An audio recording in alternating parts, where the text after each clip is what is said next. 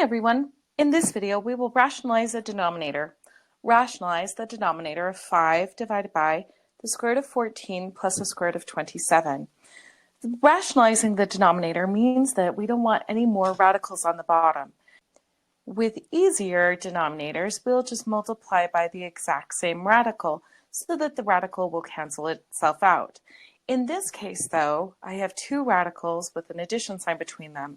To rationalize the denominator here, we're going to multiply both the numerator and denominator, keeping the fraction balanced, by the conjugate, or this means that the radicals are the exact same, so we'll have the square root of 14 and the square root of 27, except that we will change the middle to being a subtraction, or the opposite of whatever the first one is. So if the first one had been the square root of 14 subtract the square root of 27, then we would multiply by the addition of the two, just so that we make sure that they're the opposite.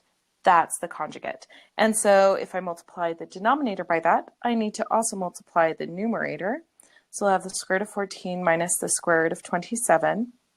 And in the bottom, we'll end up with the pattern of a difference of squares, meaning when I have a squared minus b squared, if we have a squared minus b squared, when we factor, that came from a minus b, a plus b.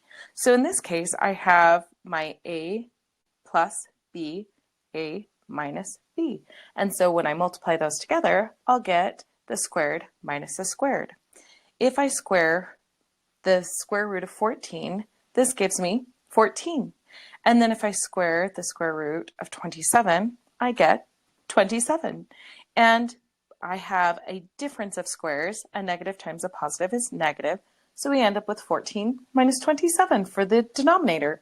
So 14 minus 27 gives us negative 13. Then in the numerator, we have 5 times the square root of 14 minus the square root of 27. And now there are no more radicals in the denominator, which means we've rationalized it.